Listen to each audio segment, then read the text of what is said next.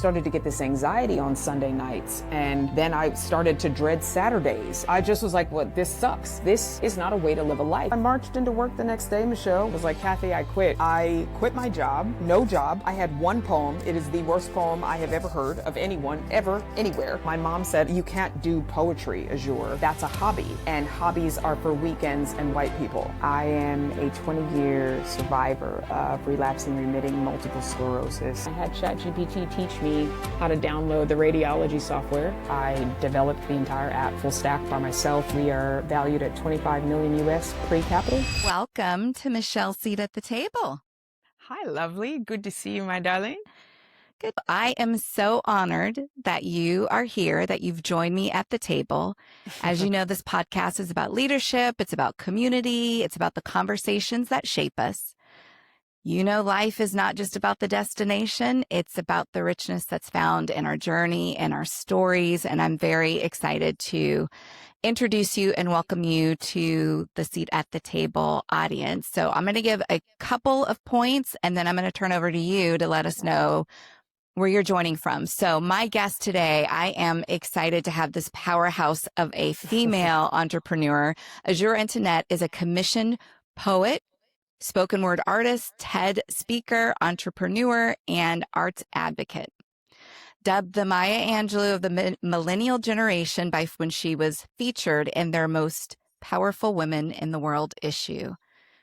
So I know that we've been talking about the business that you're doing. I'm excited for you to tell us about what you've been working on, your foundation. But before we dig into all of that, tell me where you're joining from today. Well, Michelle, I am joining you from Brisbane, Queensland, in the wild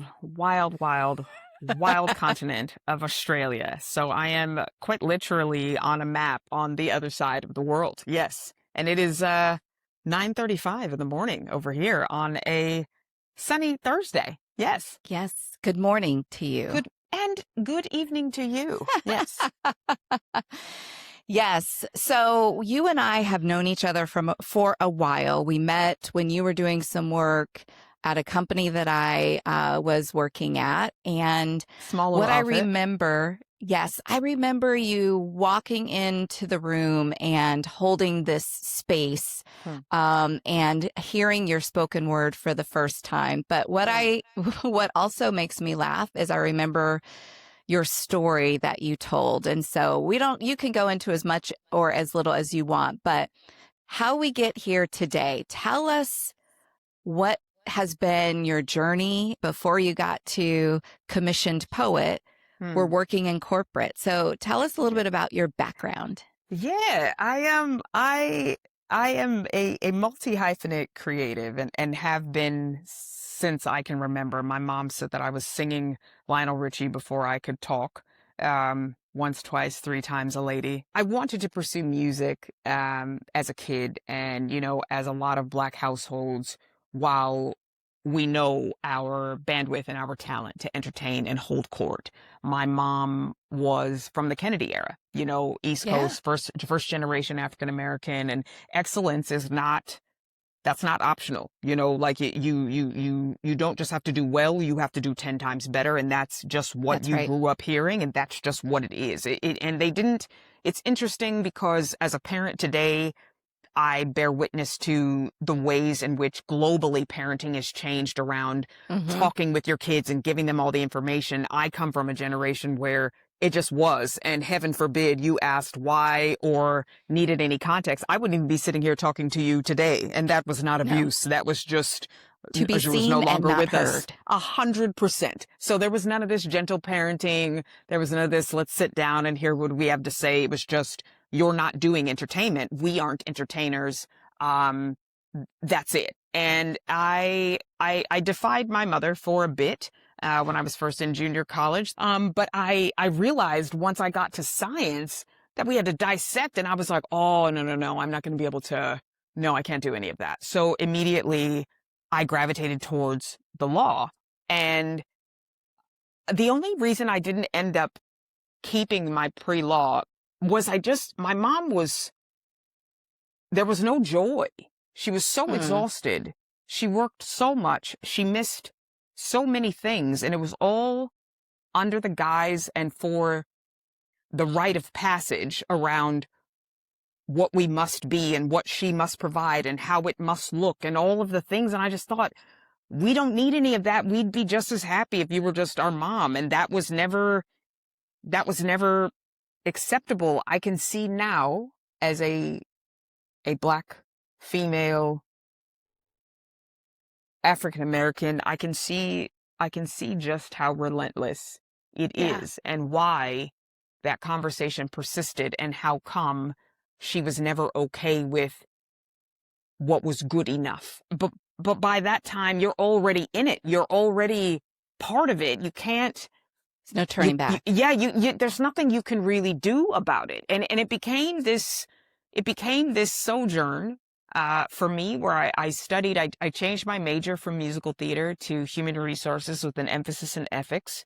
My guidance counselor at the time asked me what I was interested in doing, and I said, I like to plan things and organize people, and I always wanted to have a talk show. And her recommendation, she pulled up a couple of pamphlets off that wall with all the colored paper, and she was like, I know what we'll do, HR. I still am looking for her because It is she a should be profession for that. you. I was like, she must have hated me or herself, potentially both of us, because that was awful. And I remember getting into HR, studying it, thinking about being an advocate, being actually a resource for human beings at work, and being a Mm-hmm. shield for them and helping them understand, was very much the opposite. It was almost the antithesis of everything that they taught, because you are, at best, you were babysitting behavior. Years passed, and I just felt myself turning around one day and just being like, this couldn't possibly be this couldn't be everything that they said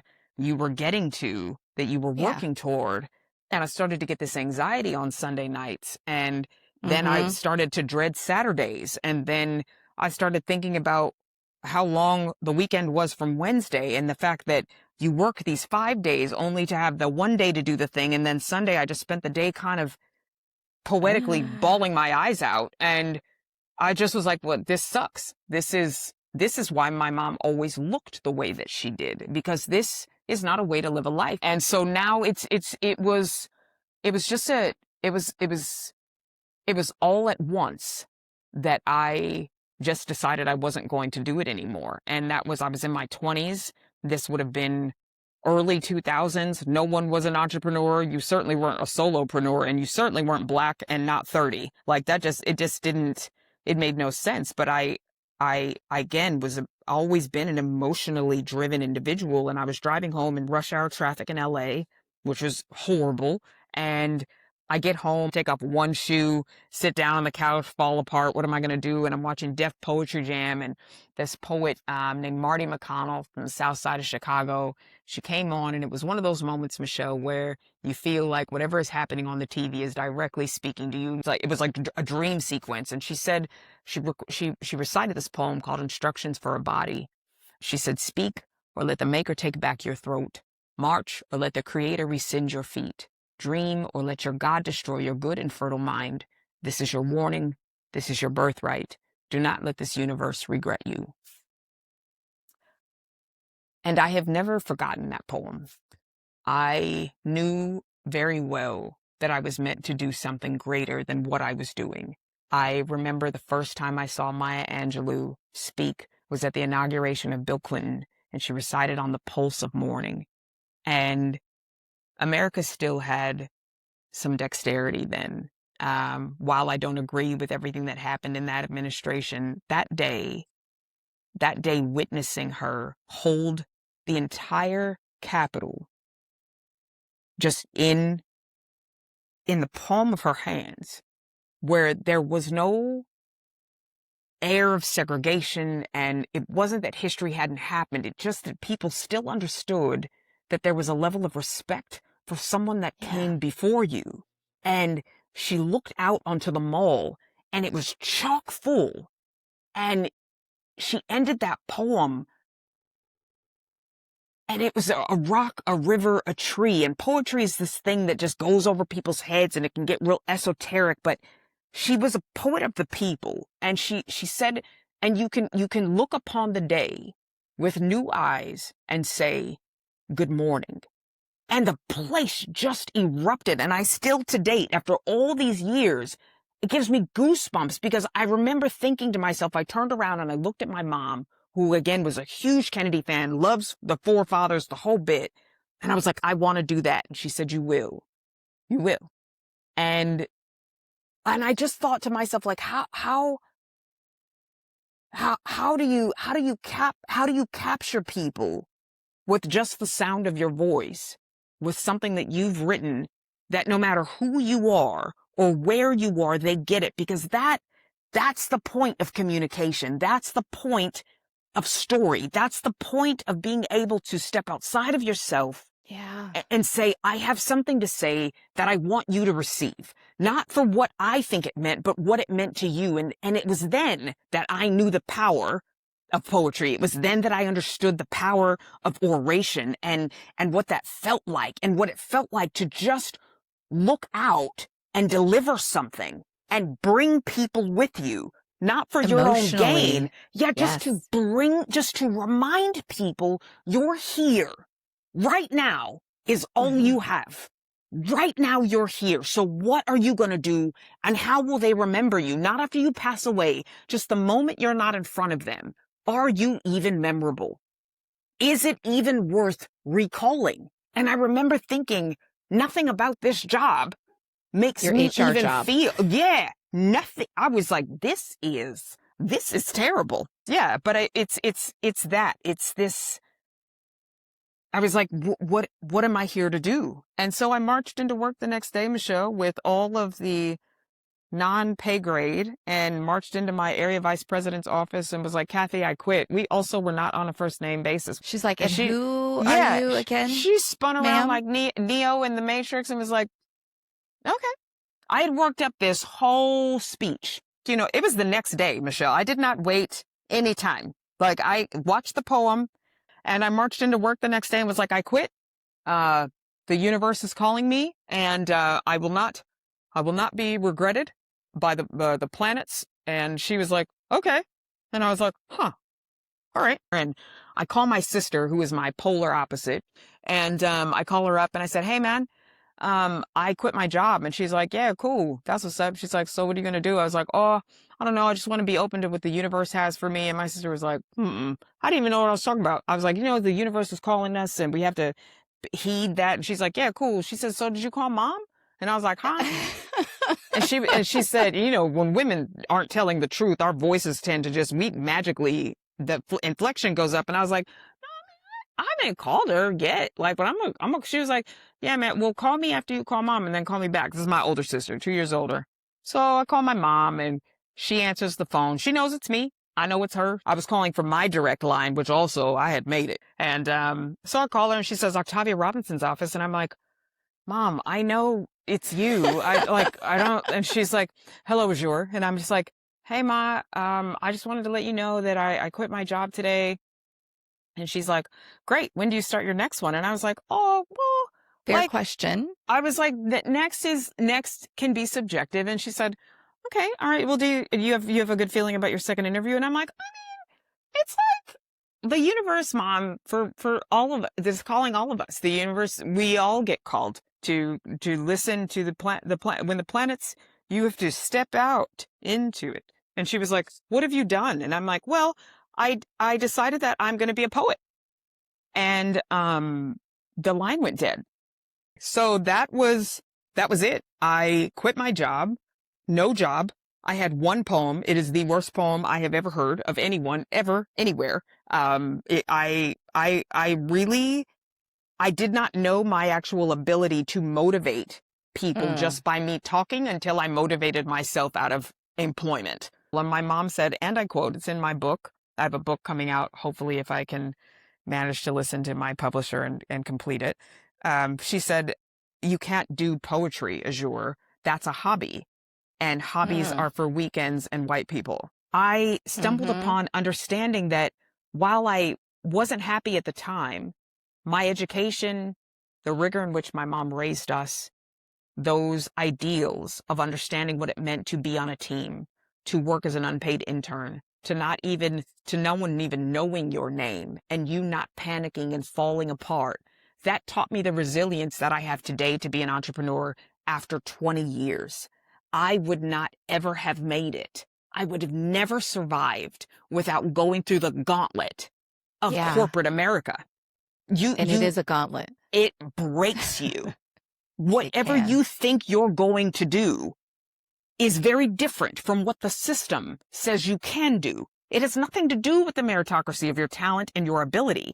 It is a series of chess and game and understanding how to navigate those spaces. And that skill set taught me everything that I know about being an entrepreneur still and still being here and being able to travel the world and being able to open for Maria Shriver, which led me to meet Oprah, which is how I got into Forbes and selling a pilot to ABC Family and becoming a consultant and naming myself a commissioned poet, because it turns out you can actually make money as a technical copywriter, because the only way that they tell you you can do it is to be Toni Morrison. But we have her.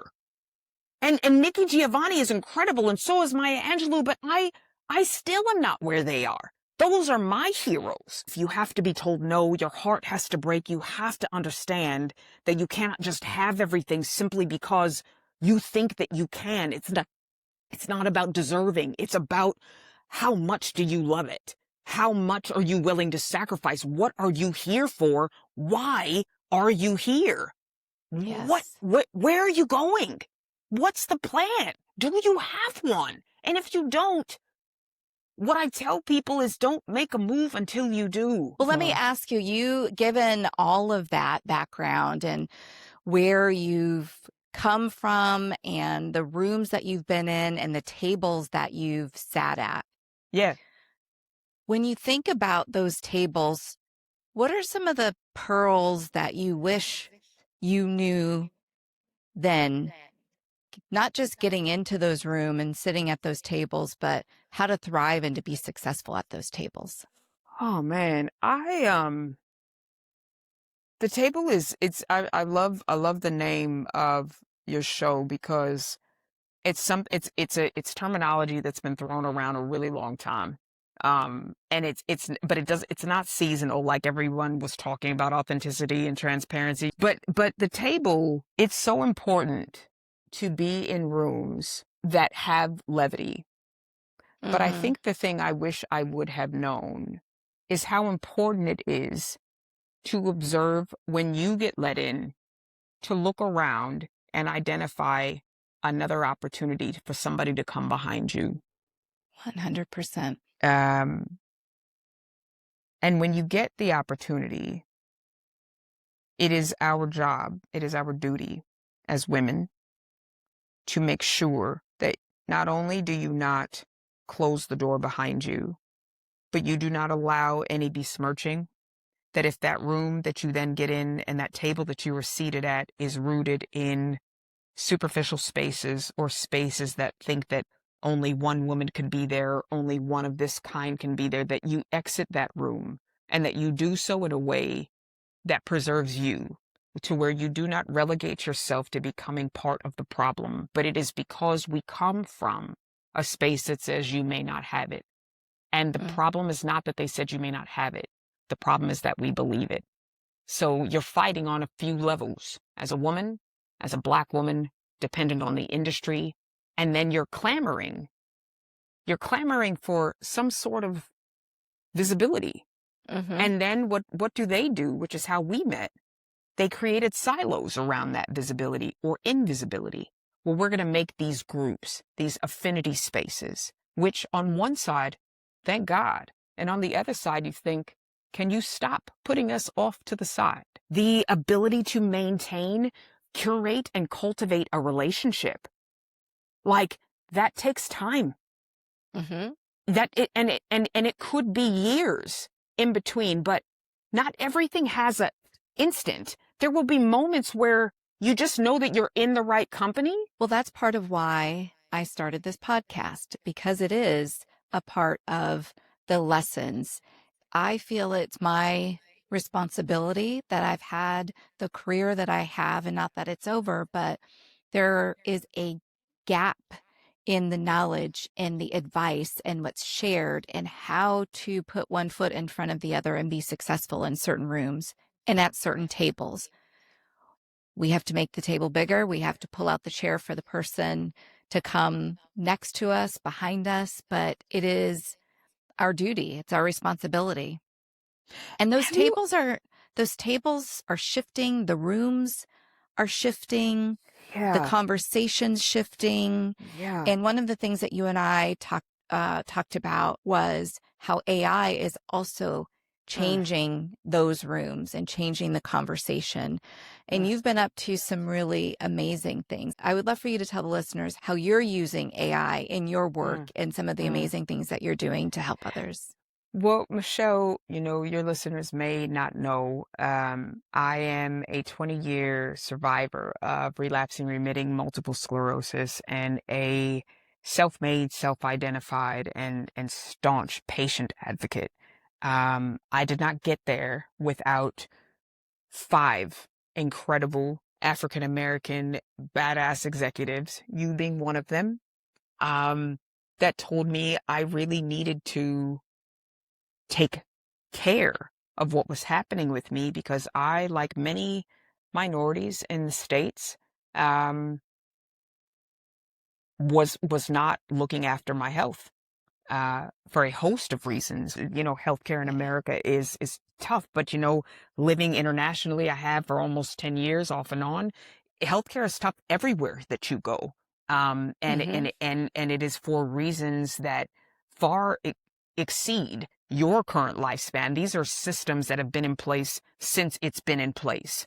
But you, at the unctioning of you and a few of your colleagues, um, could start to see some of my decline with the disease and, made it possible for me to finally have the bandwidth. Uh, at this point, I had had the financial support that I needed to get that done because I did not have insurance when I was diagnosed. And as it goes in the States, then that means that it's not ever something I can be insured for. And it was scary. It was terrifying. There was very little known about MS at the time, and still not much more now. And as far as MS in African Americans, it is a daily fight that is still happening around making sure we're in these clinical studies and trials Yeah. because they're treating the disease with medicines that are not formatted for our bodies and the way that our genetics work. So the results that we would have are not calculated, and that's if, in fact, you are able to get seen. But you guys begged me to look after it because it had started to become physically visible that I wasn't able to just keep this under wraps. It had already been 9 or 10 years, and I just decided that if it took me this long to get made and found and discovered, the last thing I'm going to do, on top of being black, female, gay, and an entrepreneur and a commissioned poet in corporate and an advisor for DEI. Like, I've been in DEI since it wasn't an acronym, since they used to call it community affairs, or the thing Pam would get upset about. Yes. Like, I've been in DEI a long time. Like, I've watched it just ebb and flow and become cute and then not cute, and stickers and posters and signs and all of that. I was like, I'm not going to walk in there and tell them I'm disabled with a neurological disorder that's incurable. They already think I can't do it. I'm already 3/5. So I'm just going to go in, keep jumping and shucking and jiving and making them laugh and having a good time. But I stopped being able to control the disease, and it had started to show up in real ways. And you and these four other Black executive women um, were like, Azure, it's time. And at that particular meeting, um, the theme was you were made for this.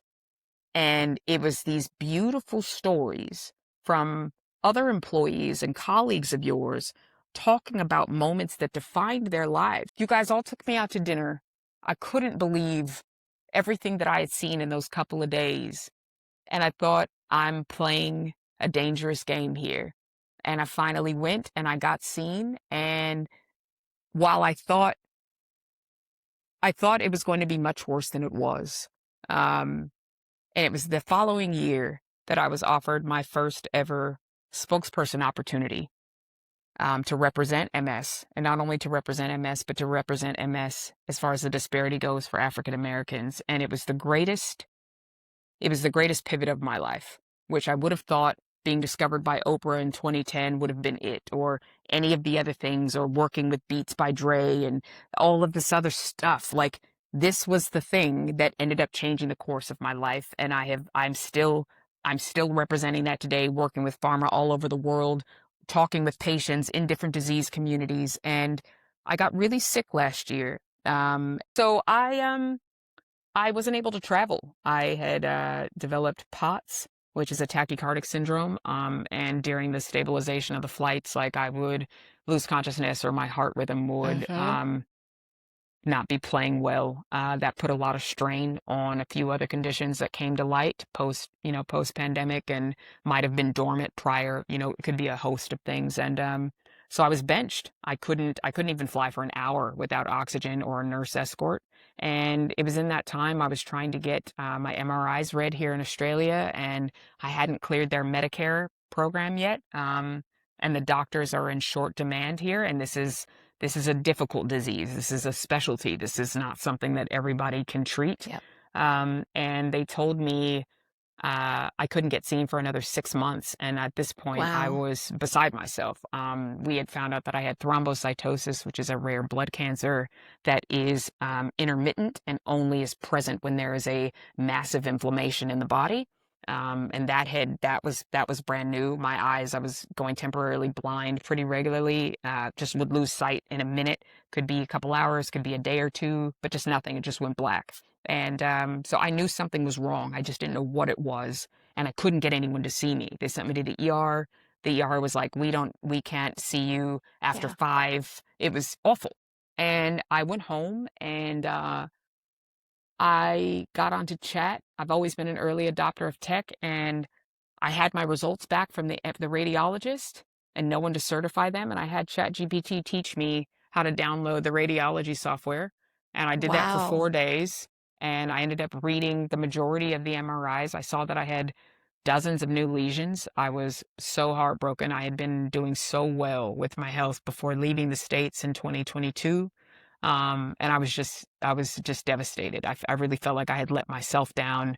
Um, my stress was at an all-time high. Um, and I kept going, and I thought to myself, I wonder if there's a way to automate all of the stuff that I have to manage now that I know these things are happening. And if I can't get seen by a doctor, maybe I can synthesize all of my results and kind of get a pattern index on what's going on, because I know what's happening based off of my lived experience. But is there a Mm-hmm. way to synthetically automate what I've taught myself about living with MS and all of the ways that I hack my way through health and relapses? That ended up becoming my signature activity up until 2 days ago. I have been coding. I got my developer's license at the end of August. I taught myself 3 different native coding languages, did all of that with different AI agents, taught myself how to automate and audit what the system was spitting out. I got to stay in my office. My health started to improve. Um, and then I talked with an IP lawyer and had my idea valued, and decided to throw it all in, and developed Impatient. And Impatient is a patent pending behavioral intelligence platform that I have built, and we are in beta right now. We're Woo. waiting for Apple to give us the okay, but we will be releasing our desktop version here in the next 5 or 6 days. Got a good team, a small team, still doing some work on in-house developers, but I developed the entire app full stack by myself. I have moved into software development full time. We have three patents that are pending.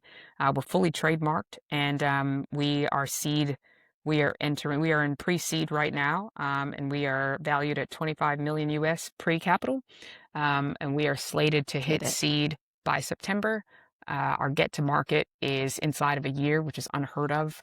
I have been so excited and feel so blessed to see my mind working at a speed that I have never really been able to catalyze. And while AI has a lot of danger, whilst there is a lot of fodder and marketing trying to both excite and infuse scarcity, as Mm. someone who is late diagnosed with ADHD and has a cognitive debilitating disorder, I have never in my life felt more mentally clear, more cognitively sound. And whilst there were upwards of 24 new lesions, I am sure that I have 3 times as many new neural pathways, um, because it is to engage the brain to heal it. It is not a one size fits all, but they know so little about the potential of the human mind. And I would not have gotten here without artificial intelligence. At no point, Michelle, has it ever then told me we are not needed, because I have been coding Yeah. at the minimum 16 hours a day since July Wow. 28th last year. And I have not lost my spark once. This has been the most exciting and incredible thing I have ever done. And I have been on stages all over the world with all kind of people and been on TV and done all, none of that. It pales in comparison to being able to witness your vision and activate it and see it. And not only see it for you, but see it in the most pliable, most lucrative industry, which is technology, which is Right. information technology. All of our software is based on the story of the human being. I am still writing every day, just in code. I am still a maven of telling stories. My parent company is called Teller Ventures, and our trademark is that we purvey the art of storied risk. And that is exactly the full chrysalis of what we have done. I have started a full technology startup called SymbAIo. SymbAIo is spelled SYMBAIO, because artificial intelligence is not combative. It is our accessory to get to our most placable way of getting your time back, which in the story of humanity, that is always the thing we're after. I just wish I had more time. And if you use these tools right, that's exactly what you're going to get.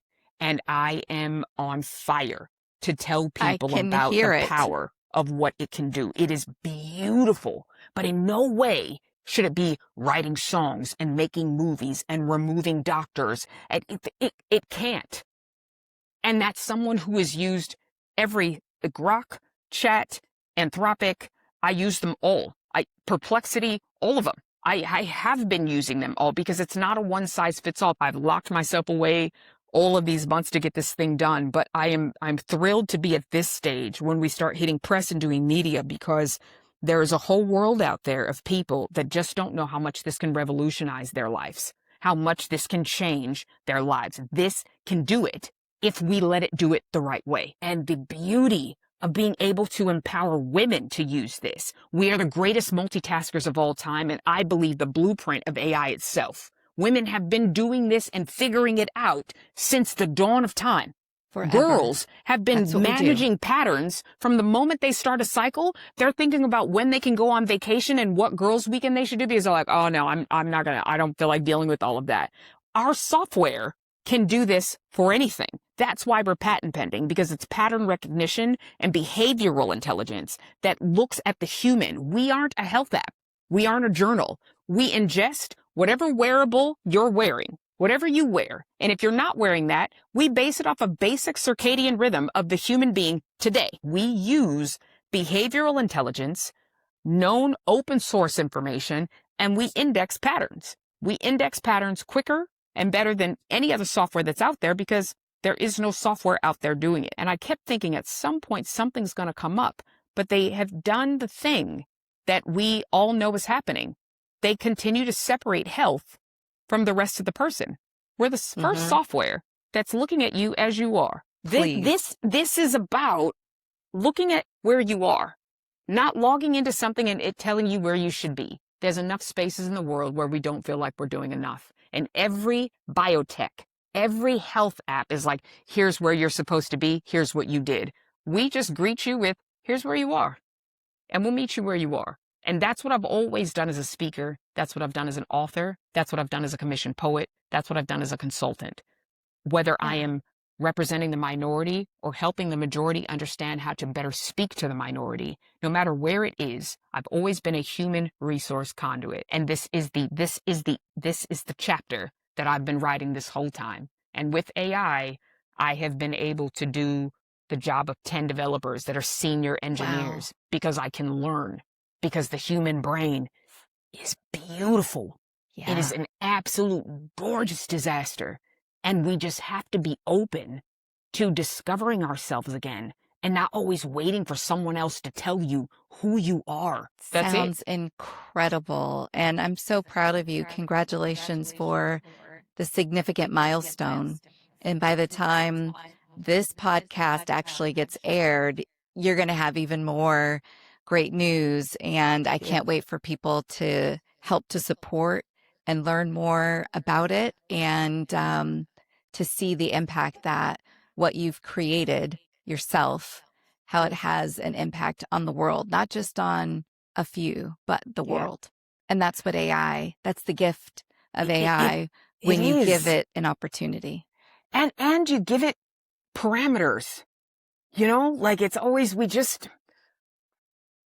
I guess and we would know this. I feel like I can say this comfortably with you because I know you've traveled, both for work and in your life. You and your husband, like you purpose to show your children what excellence is and what that means, and building a structure for themselves, which, sometimes doesn't always go well in our community. Sometimes it isn't always received, and you've purposed to do that, and you took a risk and you took a leap of faith. Thank you for sharing that. And Yeah. thank you Yeah. for sharing your gifts with us. Mm. But before I let you go, I Yes. make it customary to do a few fun, light questions. So Yes. I call it lightning round. Okay. I'm ready. I'm ready. But what are you currently binge watching?